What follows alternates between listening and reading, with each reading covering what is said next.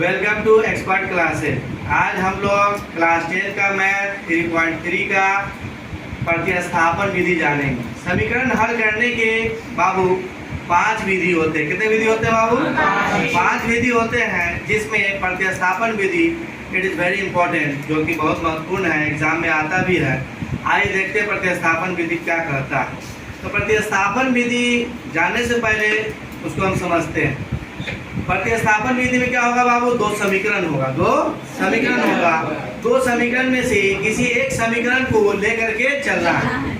आप मान के चलिए कि अगर समीकरण 1 को लेकर चलते हैं तो उसका x या y को एक तरफ बराबर करना है। x का जो अगर वैल्यू आता है उसको समीकरण 3 मान लेना है। क्या मान लेना है? 3। यानी कि इसमें प्रतिस्थापन करना ही है, यानी कि एक समीकरण 3 बनना ही है, बनाना ही है। तो समीकरण 3 जब तैयार हो जाएगा तो उस समीकरण 3 को आप समीकरण 1 लेकर के चले हैं, इसलिए समीकरण 2 में डालेंगे। किसमें डालेंगे?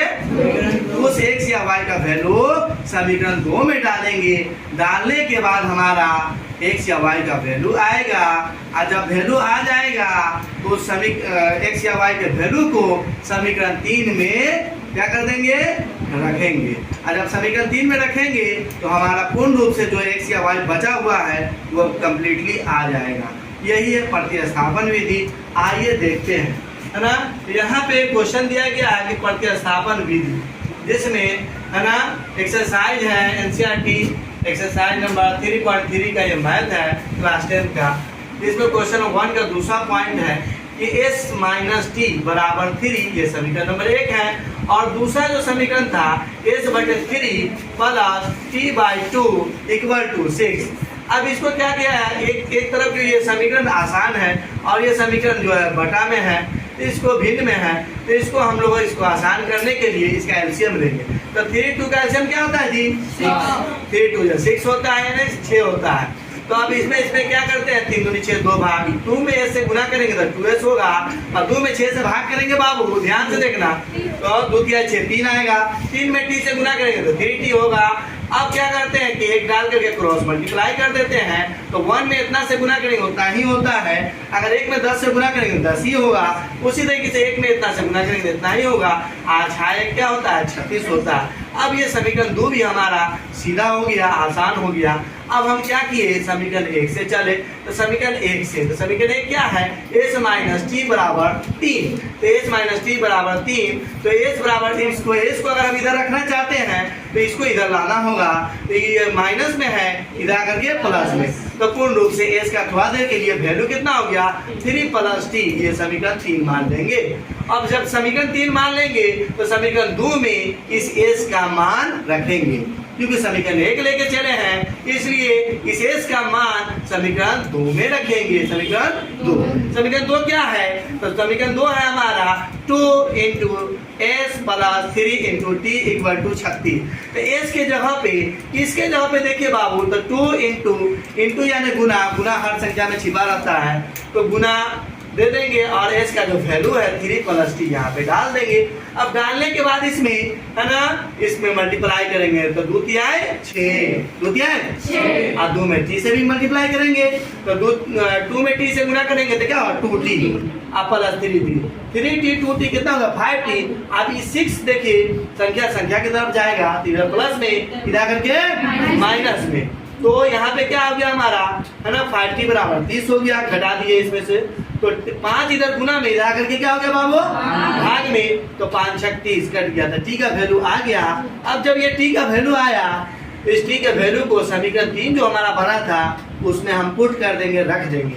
तो समीकरण 3 में t का मान रखने पर, तो s बराबर, समीकरण 3 क्या है? s बराबर 3 प्लस t, तो 3 प्लस t। अब हम क्या करेंगे कि t के जगह पे यहाँ पे 6 डाल देंगे, तो क्या हो गया? 6 3 9।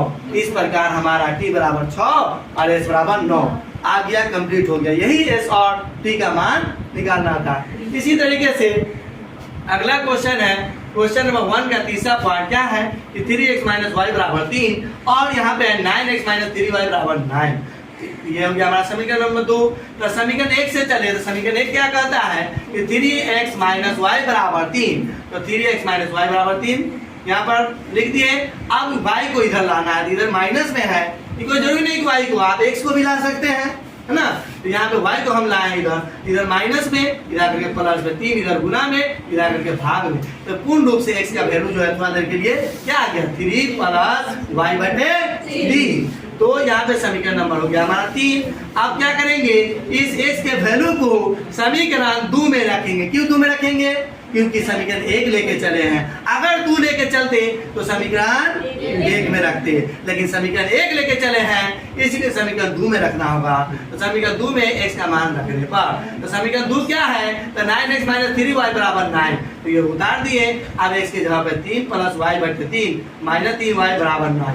तो 9 इधर क्या है, गुना में है, इधर आकर के क्या होता है, भाग में। तो भाग में चला आया तो 9 से 9 कट गया। कितना टाइम्स में कट गया, कितने बार में कट गया, एक बार में। अब यहाँ पे देखिए एक तरफ बटा है, एक तरफ बटा नहीं, एक डाल के बटा कर दिए। तो यहाँ पे क्या करना है, एलसीएम लेना है। 3 1 का एलसीएम 3 होगा, 3 में 3 से भाग करके 1 आएगा, 1 में 3 से गुना 3 होगा, और 1 में y से गुना तो y होगा। 1 में 3 से गुना करेंगे तो 3 आएगा, और 1 में 3 से भाग करेंगे तो 3 आएगा, 3 में 3 से गुना करेंगे तो 3 3 9y होगा। अब क्या करेंगे, एक डाल कर क्रॉस मल्टीप्लाई कर देंगे बाबू। 9y में से 1 y घटाएंगे तो कितना होगा 8y। अब बड़ा संख्या माइनस में है इसलिए माइनस 8y। अब यहाँ पे हम 3 में 1 से गुना करेंगे तो 3 होगा क्रॉस मल्टीप्लाई करने पर। अब यहाँ पे देखिए कि 3 इधर प्लस में, इधर करके माइनस में, तो 3 में से 3 घटाएंगे 0 हो जाएगा। अब माइनस 8 इधर गुना में, इधर करके भाग में, तो y का वैल्यू कितना आ गया, क्यों, क्योंकि 0 में 8 से भाग करें तो भी 0, या 8 में 0 से भाग करें तो भी 0, और 0 में अगर गुना करें तो भी 0। कोई संख्या में दुनिया के अगर हम गुना करते हैं 0 से तो वो 0 होता है। उसी तरीके से कोई भी संख्या में, दुनिया के कोई भी संख्या में अगर भाग करते हैं 0 से, है ना, तो क्या होता है, 0 होता है। तो y बराबर 0 क्या होता है, ना प्लस होता है ना माइनस होता है। तो इस प्रकार से हमारा जो y का वैल्यू आ गया। अब समीकरण 3 में y का मान रख दिए। समीकरण 3 हमारा जो तैयार किए थे नया समीकरण, अब इसमें प्रतिस्थापन कर देना है। किसके, y के वैल्यू को, y के मान को जब प्रतिस्थापन करते हैं तो x की यहाँ पे 3 में 0 जोड़ेंगे तो 3 ही होता है, तब 3 से 3 कट जाता है। एक बार में x बराबर कितना आ गया, 1 आ गया। इस प्रकार x बराबर 1 और y बराबर 0, ये हमारा समीकरण है ना संतुलित हो जाता है, यानी कंप्लीट हो जाता है। उसी तरीके से बाबू क्वेश्चन नंबर 1 का चौथा पॉइंट है कि 0.2x प्लस 0.3y बराबर 1.3। अब क्या है, अब दूसरा समीकरण। तो हमने क्या किया कि समीकरण 1 से चले। तो समीकरण 1 से क्या है, यही है, यहाँ पर 0.2x प्लस 0.3y बराबर 1.3 है। तो आप क्या किए, x को इधर आने दिए तो y को इधर लाना होगा। तो y को इधर ले आए, इधर ही प्लस में है, इधर करके माइनस में, और 0.2 इधर गुना में, इधर करके भाग में। पूर्ण रूप से x का जो वैल्यू आ गया यहाँ पे थोड़ा देर के लिए, है ना, समीकरण नंबर 3 बन गया। इस समीकरण 3 को समीकरण 2 में डालेंगे। क्यों डालेंगे, क्योंकि समीकरण 1 को लेके चले हैं इसलिए 2 में डालना पड़ेगा। जब 2 में डालते हैं तो 0.2 से 0.4 0.2 टाइम्स में कट जाता है। कितने टाइम में कट जाता है बाबू, कट जाता है। अब इसमें मल्टीप्लाई करें, देखो तो 0.2 में 13 से गुना करेंगे तो क्या हो जाएगा, 2.6 आएगा। कितना आएगा, 13 दूनी 26 यानी 2.6। अब 0.2 में जो मल्टीप्लाई करना है 0.3 से, तो 3 दूनी कितना होता है 6, यानी 0.6 y हो गया। और यहाँ पे ये अब इसमें घटाएंगे 0.6 में, देखो ध्यान से बाबू, 0.6 में 0.5 घटाना है तो 6 में तो बाकी रहा 1 और यहाँ पर 0। तो यहाँ पे क्या आ गया 0.1y। कितना आ जाएगा बाबू, 0.1y। आई बड़ा कौन में है, तो बड़ा माइनस में है इसलिए माइनस, यहाँ पे इसलिए लिखा गया माइनस 0.1y।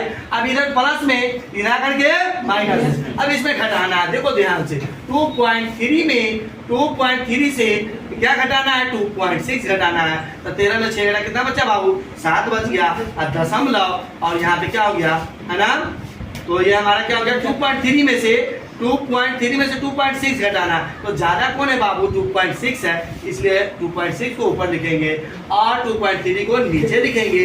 तो 6 में से 3 घटाएंगे 3 और 2 में से 2 घटाएंगे 0, तो 0.3 आ गया। अब बड़ा कौन में है, माइनस में, इसलिए माइनस 0.3। तो यहाँ पे 0. है ना, माइनस 0.3 हो गया। तो माइनस से माइनस घट गया, है ना। अब क्या है 0.1 इधर गुना में, इधर करके भाग में, तो पॉइंट से पॉइंट कट जाता है, 1 में 3 से भाग करते हैं तो क्या आता है 3 आता है। y का मान किसमें रख देंगे, समीकरण 3 में रख देंगे, क्या इसमें रख देंगे, ये तो हमारा समीकरण 3 था, इसमें रख देंगे तो हमारा x का वैल्यू यहाँ पर भी इसको मल्टीप्लाई करना है, तो 3 तिहाई 9 हो जाएगा। अब 1.3 में से ध्यान से देखिएगा 1.3 में से 0.9 घटाना है, तो बाबू कितना हो जाएगा, इससे यहाँ से लेंगे तो 13 में से 9 घटा 4 बचेगा, आई हो गया 0 तो 0.4। अब बड़ा संख्या जो है माइनस में है, बड़ा संख्या क्या है बाबू यहाँ पे, हाँ नहीं प्लस में है, तो प्लस की साइन रहेगा। तो अब ये हो गया हमारा क्या जी, हो गया 0 से 0 कट गया, 2 से 4 कट गया, 2 बार में है, और डिसमल से डिसमल कट गया, तो इसका वैल्यू कितना आ गया 2 आ गया। ये कंप्लीट हो गया। इसी तरीके से आपको HW में है ना क्वेश्चन नंबर 1 का 5वां बना करके लाना है, अगले क्लास में हम लोग देखेंगे। Thanks for listen my video.